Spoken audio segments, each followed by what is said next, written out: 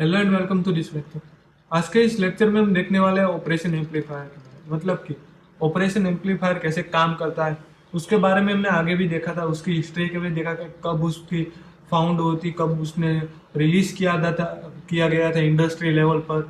तो ये सारी की सारी हमने जो आगे भी पढ़ा था, वो कैसी दिखती है, उसको रियल लाइफ में कैसे यूज किया जाता है, उसमें अंदर कितने टाइप्स होते हैं, उसके रेजिस्टेंस द्वारा कैसे यूज किया जाता है, उसके इनपुट वे कितने थे, वो भी हमने देखा। तो आज के लेक्चर में हम इन डिटेल देखने वाले हैं कि ऑपरेशन एम्पलीफायर है, उसका एडवांटेज क्या है, हम क्यों यूज कर सकते हैं, उसके जो आउटलाइन थे वो सारे हम देखने वाले हैं। तो आइए स्टार्ट करते हैं आज का लेक्चर ऑपरेशन एम्पलीफायर पर। तो सबसे पहले तो हम यहाँ पे देखेंगे कि आउटलाइन हमने जो आगे क्या क्या देखा था और हमारा क्या बाकी है।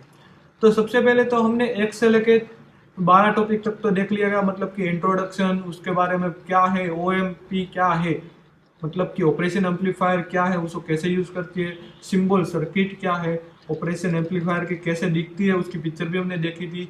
उसकी जो डायग्राम था, पिन डायग्राम, मतलब कि जो आधुनिक जमाने की, जो हमारे जमाने के अंदर जो भी चिप में कन्वर्ट हो गए, जो पहले कैसी दिखती थी वो भी हम देखे। तो और पिन जो डायग्राम है, मतलब कि आपके जमाने में देखने जाए तो वो उसके एक अलग ही रूप बना दिया गया, वो एक चिप की तरह यूज होती है। तो उसके अंदर जो उसकी पिन थी, तो वो सारी पिन, मतलब कि वो सिंपल उसके अंदर 4 पिन थी। वो 4 पिन का क्या यूज होता है वो हमने पिन डायग्राम के थ्रू समझा था। उसके बाद इंपॉर्टेंट टर्म एंड इक्वेशन देखा था, आइडल ओएमपी देखा था, प्रोबेबिलिटी ऑफ आइडिया देखा था, नॉन आइडिया देखा था, कैरेक्टरिस्टिक देखी थी ऑपरेशन एम्पलीफायर की। तो वहां तक हमने देखा था। तो आज से हम देखने वाले हैं एप्लीकेशन के बारे में, मतलब कि उसकी एप्लीकेशन किस तरह से लगाया जाता है, एडवांटेज के बारे में, डिसएडवांटेज के बारे में, और उसका कंक्लूजन हम देखने वाले हैं। तो सबसे पहले हम देखने वाले हैं इसका इंट्रोडक्शन, मतलब कि आगे का लेक्चर का हम रिवाइज कर लेते हैं क्योंकि ये मोस्ट इंपॉर्टेंट टॉपिक है। तो सबसे पहले तो मैं इसकी हिस्ट्री और वो कैसे वर्क दिखता है वो हम एक बार रिवाइज कर लेंगे। तो सबसे पहले तो हम इंट्रोडक्शन ही पढ़ेंगे, तो किसे ऑपरेशन एम्पलीफायर पढ़ेंगे। तो हमने आगे पढ़ा था वैसे ही कि the term operation amplifier donate a special type of amplifier, मतलब कि ये जो एम्पलीफायर है ऑपरेशन एम्पलीफायर, वो वन टाइप ऑफ एक स्पेशल पार्ट है, स्पेशल टाइप से एम्पलीफायर का operation amplifier by proper selection of external components, जो एक एक्सटर्नल कंपोनेंट से प्रॉपर सिलेक्ट किया गया है, could be figure for a variety of operation, मतलब कि मैन्युअली जो आपकी जो ऑपरेशन की वेराइटी थी वो आप इसके अंदर कंफ्यूज कर सकते हो। तो सिंपल इतना याद रखना है कि ऑपरेशन एम्पलीफायर है वो एक एम्पलीफायर का स्पेशल टाइप से जो है उसने बनाया गया है, वो एक प्रॉपर मेथड सिलेक्शन के लिए बनाया गया है। अब उसकी हिस्ट्री देखते हैं। तो सबसे पहले तो जो ये ऑपरेशन एम्पलीफायर था वो वैक्यूम ट्यूब से बना हुआ है। हम आगे इसकी तस्वीर देखेगी तो आपको ज्यादा पता चलेगा कि वो कैसे दिखता है, उसके अंदर वैक्यूम ट्यूब क्या है। तो सबसे पहले तो यहाँ पे आपको दिखाएगा first develop by John R Regin in 1947 with vacuum tube. इसने जो सबसे पहली ऑपरेशन एम्पलीफायर किसने बनाई थी, जॉन आर रेगिस ने, जो 1947 में। उसके अंदर क्या क्या वैक्यूम ट्यूब भी थी, मतलब कि जो 1947 ने जॉन ने सबसे पहले ऑपरेशन एम्पलीफायर बनाया था, उसके अंदर उसने वैक्यूम ट्यूब का भी यूज किया था। उसके साथ साथ वहां पे वैक्यूम ट्यूब का भी इंट्रोड्यूस हुआ।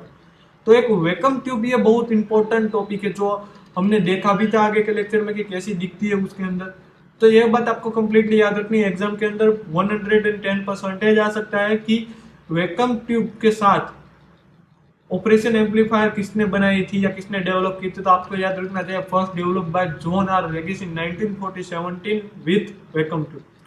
उसके बाद इन 1960 ऑफ फेडरी Fairchild Semiconductor Corporation in 1916 Fairchild Semiconductor Corporation के अंदर Robert J Widlar fabricate operation of amplifier with the help of IC fabrication technology. मतलब कि 1960 में फायर चाइल्ड सेमीकंडक्टर कॉर्पोरेशन, जो एक कॉर्पोरेशन है जो उसका नाम है फायर चाइल्ड सेमीकंडक्टर कॉर्पोरेशन, उसके अंदर एक जो रॉबर्ट जे विडलर था उसने फैब्रिकेटेड ऑपरेशन एम्पलीफायर क्रिएट किया था विथ आईसी फैब्रिकेटेड टेक्नोलॉजी। मतलब कि जो सबसे पहली आप देखने जाए तो वो 1947 में बनी थी। उसके बाद 1960 में उसका न्यू वर्जन जो फायर चाइल्ड सेमीकंडक्टर कॉरपोरेशन के रोबोट जो विडलर ने फैब्रिक ऑपरेशन एम्पलीफायर जो आईसी फैब्रिकेशन टेक्नोलॉजी से बनाई थी, तो ये एक बात आपको याद रखनी होगी। उसके बाद in 1968 Fairchild introduce the operation amplifier that was to become the industry standard. मतलब कि जब वो डेवलप हुई थी, फर्स्ट डेवलपर 1947 में हुआ था, उसके बाद जो उसका सेकंड वर्जन था 1960 में, और उसका जो स्टेबल वर्जन था, जो इंडस्ट्री ओरिएंटेड वर्जन था, वो 1968 में। मतलब कि उसने सेकंड रिलीज जो 1960 में हुई थी, उसके 8 साल के बाद उसने ऑपरेशन एम्पलीफायर इंडस्ट्री लेवल पे रिलीज किया था। तो ये बात आपको कंप्लीटली याद रखनी है, उसकी हिस्ट्री कि कैसे वो रिलीज हुई थी, किसने फाउंड कितने डेवलप की थी, तो वो आपको पता होना चाहिए। फर्स्ट डेवलप 1947 के अंदर जॉन आर डेगिस ने, उसके बाद 1916 के अंदर फायर चाइल्ड सेमीकंडक्टर कॉरपोरेशन के एक पर्सन रोबोट जे विडलर ने उसने अंदर आईसी फैब्रिकेशन टेक्नोलॉजी का यूज करके बनाई थी। उसके बाद 1968 में fire child introduce the standard level of operation amplifier. तो ये बात आपको याद रखनी होगी। उसके बाद हम देखते हैं कि वो कैसी दिखती। तो सबसे पहले जो बनाई थी, मतलब कि जो पिक ब्रिक ऑपरेशन एम्पलीफायर थी, आप बोल सकते हो 1947 के अंदर जो वैक्यूम ट्यूब से बनाई गई थी, वो कैसी थी, इस तरह की आप देख सकते हो। ये जो 1947 और 1916 की आपको यहाँ पे क्या दी गई है, ऑपरेशन एम्पलीफायर की पिक्चर दी गई है। आप देख सकते हो इसके अंदर दो वैक्यूम ट्यूब लगाए हैं, जो भी हमने आगे भी पढ़ा था वैसे ही। इसका जो एक क्या बोल सकते हो, इसका एक फ्लो जो एक ट्रायंगल की तरह ही यहाँ पे दिख रहा है, वैसे ही इसको डिजाइन किया गया था। ये आप वैक्यूम ट्यूब है और यहाँ पे दो इनपुट लगाए गए, ए और बी, मतलब कि पॉजिटिव और नेगेटिव, उसका एक ही आउटपुट हमें मिले। तो ये थी हमारी सबसे पहली जो वैक्यूम ट्यूब से हिसाब से बनाई गई थी, वो है ऑपरेशन एम्पलीफायर। और आज के जमाने की हम देखने जाए तो मैंने कहा था वैसे कि पिन डायग्राम ने आगे के लेक्चर में देखा था, उसके अंदर 4 जो चिप होती है या पिन होती है, उसका अलग अलग जो मीनिंग होता है, उसके अंदर जो पावर सप्लाई होता है, उसका आउटपुट होता है, वो हमने ये पढ़ा था। तो आपको ये याद रखनी है, आप स्क्रीनशॉट भी ले सकते हो वो कैसी दिखती थी। तो अब हम देखने वाले हैं आज का लेक्चर का new topic, application of operation amplifier. मतलब कि ऑपरेशन एम्पलीफायर की एप्लीकेशन क्या है, उसको कैसे यूज किया जाता है, कहाँ पे यूज किया जाता है, वो हम देखने वाले हैं। तो उसके अंदर सबसे पहला है ए टू डी कन्वर्टर। मतलब कि जो अल्टरनेटिव करंट है उसको डीसी करंट, मतलब कि डायरेक्ट करंट के अंदर कन्वर्ट कैसे करना है, उसको क्या बोलते हैं, ए टू डी कन्वर्टर। आपको सिंपल याद रखना है, ए का मतलब अल्टरनेट करंट और डी का मतलब डायरेक्ट। तो ए टू डी कन्वर्टर कैसे यूज होता है इसके अंदर वो देखना है। पावर सोर्सेस कैसे यूज होती है वो भी देखना है, मतलब कि पावर सप्लाई और उसका जो आउटपुट है वो हमें कैसे डिटेक्ट करना है वो भी देखना है। उसके बाद है जीरो क्रॉसिंग डायरेक्टर, ZCD, वो भी हमें देखना है। तो सबसे पहले हम देखेंगे A to D converter. A to D मतलब मैंने कहा वैसे ही अल्टरनेटिव करंट और डायरेक्ट करंट, या आप डिजिटल सिग्नल भी बोल सकते हो। तो ये बात आपको याद है। डिजिटल टू एनालॉग कन्वर्टर, इसको आप दूसरा भी नाम दे सकते हो, डिजिटल टू एनालॉग कन्वर्टर। मतलब कि एनालॉग से लेके डिजिटल हम कैसे कन्वर्ट कर सकते हैं वो हमें देखना है। And analog to digital converter, digital to analog converter उसको बोलते हैं DACS, and analog to digital converter तो उसका बोलते हैं ADC। Are important building blocks with the interface sensor. तो ये दोनों कहाँ से बनाए हैं, मतलब कि एनालॉग टू डिजिटल और डिजिटल टू एनालॉग दोनों कन्वर्टर है, उसके अंदर एक मोस्ट इंपॉर्टेंट बिल्डिंग ब्लॉक्स की तरह आप ले सकते हो इंटरफेस सेंसर को। मतलब कि इसके अंदर जो इंटरफेस सेंसर होता है उसके हिसाब से ये दोनों कन्वर्ट होते हैं। मतलब कि डिजिटल टू एनालॉग के अंदर कन्वर्ट होता है और एनालॉग टू डिजिटल के अंदर कन्वर्ट होता है। And ADC take a analog signal. तो ये ADC होता है वो क्या करता है, जो ADC है वो एनालॉग जो सिग्नल होता है वो टेक करता है। मतलब कि यहाँ पे एक ADC सेंसर लगाया गया, जैसे हमने देखा। तो सबसे पहले जो भी इनपुट आता है जो ADC होता है, मतलब कि एनालॉग टू, आपने यहाँ पे देख लेंगे एनालॉग टू डायलॉग, तो मतलब कि जो ADC होता है वो सबसे पहले ADC के अंदर स्टोर होता है। उसके बाद convert into a binary one while a DAC convert, मतलब कि इसको एक बाइनरी के थ्रू कन्वर्ट किया जाता है कि इसमें डिजिटल एनालॉग सिग्नल के अंदर। मतलब कि सबसे पहले जो इनपुट होता है वो किस में होता है, एडीसी के अंदर, मतलब कि एनालॉग टू डिजिटल कन्वर्ट। उसके बाद उसको बाइनरी में कन्वर्ट होके उसको डीएसी मतलब कि डिजिटल टू एनालॉग कन्वर्ट के अंदर कन्वर्ट किया जाता है। Why DAC convert a binary signal into analog value, मतलब कि वहां पे मैंने कहा वैसे ही कि जो कन्वर्ट के डीएसी के अंदर आउटपुट हमें देती है। Figure 1 gives a block diagram of a such system. Example of such system is a PC sound card. मतलब कि हमारा जो पीसी है उसके अंदर जो साउंड होता है, या आप जो भी यूज करते हो साउंड के लिए माइक्रोफोन या कुछ भी, तो वो किस तरह से काम करता है, इनबिल्ट माइक्रोफोन और स्पीकर के बीच में किस तरह का कन्वर्सेशन होता है, या किस तरह का काम करता है, तो वो यहाँ पे आपको दिखाया गया। जो स्पीकर होता है उसके अंदर आप कोई भी माइक्रोफोन कनेक्ट करते हो जिससे कि आप उसके अंदर कोई भी आउटपुट दे सको। तो यहाँ पे आप देख सकते हो, यहाँ पे सबसे पहले एक माइक्रोफोन बनाया गया एक, और दूसरी बाजू एक स्पीकर है। जो माइक्रोफोन होता है वो क्या इन्वर्ट करेगा, जो माइक्रोफोन है वो एक एनालॉग टू डिजिटल कन्वर्ट करेगा, मतलब कि ये क्या करेगा, एनालॉग टू डिजिटल को स्टोर करेगा। उसके बाद उसकी जो स्पीकर है उसके अंदर क्या होगा, उसकी बाइनरी को डिजिटल टू एनालॉग के अंदर कन्वर्ट किया जाएगा, जिससे कि हमें क्या मिले, अपना साउंड मिले। मतलब कि ये जो माइक्रोफोन और स्पीकर के बीच में बोल सकते हो, आप पीसी के अंदर कुछ भी देते हो अपना माइक्रोफोन के थ्रू कोई भी आउट इनपुट, तो उसका आउटपुट आपको स्पीकर के थ्रू कैसे बताया जाता है, तो उसके अंदर यही सिस्टम होती है, ऑपरेशन एम्पलीफायर की सिस्टम ही होती है। उसके अंदर आप कोई भी माइक्रोफोन के थ्रू एडीसी देते हो, उसका बाइनरी में कन्वर्ट होके डीएसी में कन्वर्ट होता है, और वो आपको साउंड के थ्रू क्या मिलता है, आउटपुट मिलता है। तो ये बात आपको याद रखनी है। यहाँ पे आपको बहुत सारी दिखाई गई है, हमने आगे भी देखी थी, वो सिंपल कर्व जैसी हो सकती है, स्क्वायर में भी हो सकती है और मल्टी स्क्वायर में भी हो सकती है। तो ये बात आपको याद रखनी है कि ए टू डी कन्वर्टर कहाँ पे यूज होता है। ए टू डी कन्वर्टर माइक्रोफोन, और आप देख सकते हो यहाँ पे पीसी साउंड कार्ड के अंदर भी यूज होता है। मतलब कि माइक्रोफोन और स्पीकर के बीच में जो सिस्टम जुड़ी होती है उसको क्या बोलते हैं, ए टू डी कन्वर्टर भी आप बोल सकते हो। और कैसे काम करता है, ए टू डी का मतलब आपको याद रखना है एनालॉग टू डिजिटल कन्वर्टर, मतलब कि अल्टरनेटिव टू डायरेक्ट कन्वर्टर, वही आप वन टाइप ऑफ हो गया है।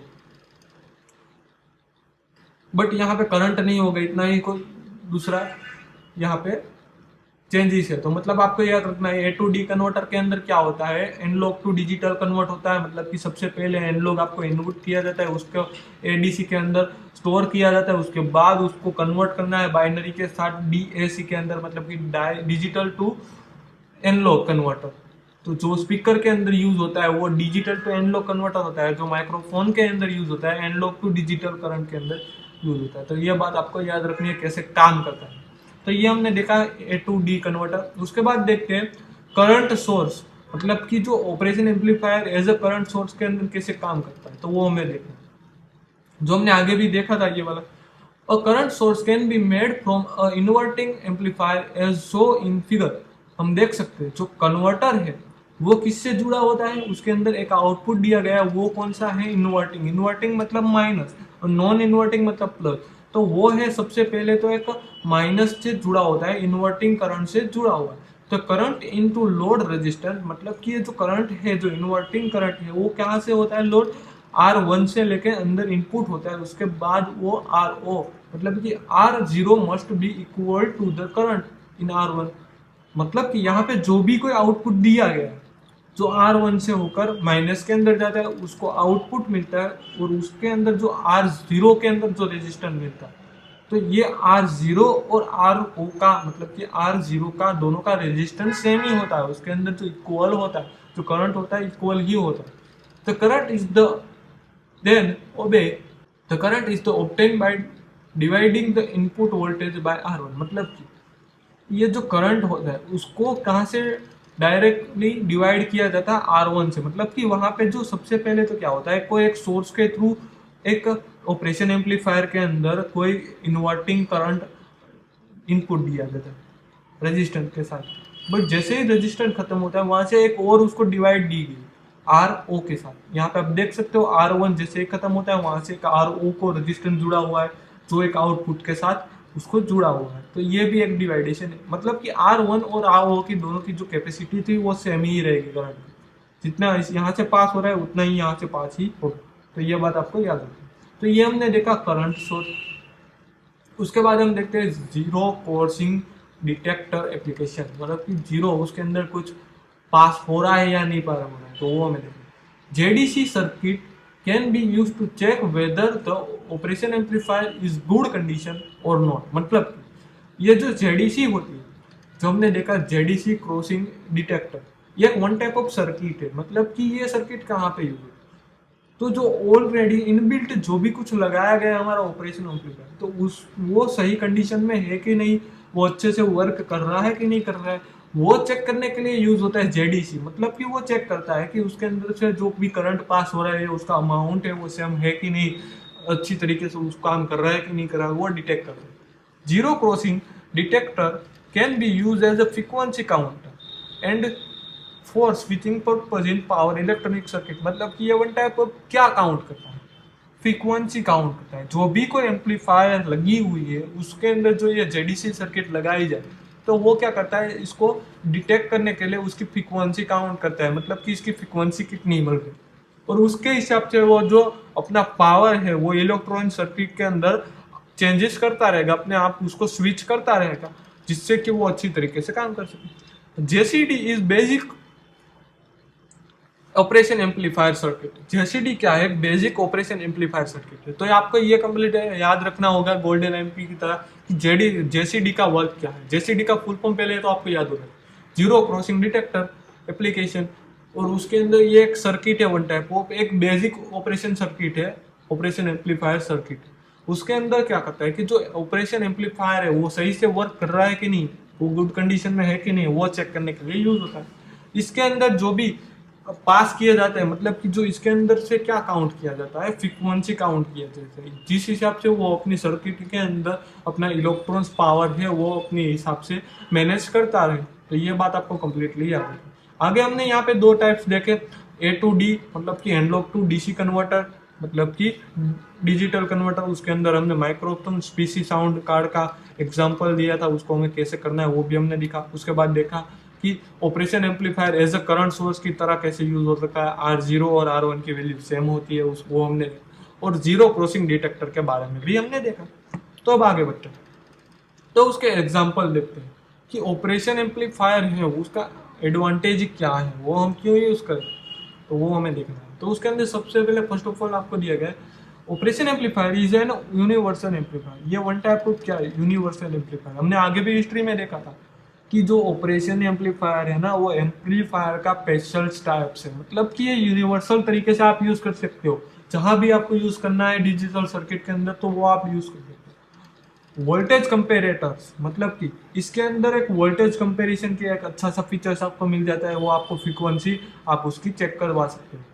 प्रिसियंस रेक्टिफिकेशन, मतलब कि इसकी जो रेक्टिफिकेशन है वो अच्छी है, वो खासी आपको देखने को मिलेगी। मतलब कि आप इसके अंदर दो इनपुट करते हो, आप इसके अंदर वन ही आउटपुट पाओगे, तो ये एक अच्छा रहेगा। मतलब कि उसकी रेक्टिफिकेशन है वो अच्छी रहेगी। एनालॉग टू डिजिटल कन्वर्टर, मतलब मैंने कहा वैसे ही जो पीसी साउंड सिस्टम है उसके अंदर ये यूज होता है एनालॉग टू डिजिटल कन्वर्टर। मतलब कि जो आप कोई माइक्रोफोन के अंदर बोलते हो उसको एनालॉग को डिजिटल के अंदर स्टोर होता है, और उसको डिजिटल बाइनरी के अंदर कन्वर्ट करके डिजिटल में कन्वर्ट करता है।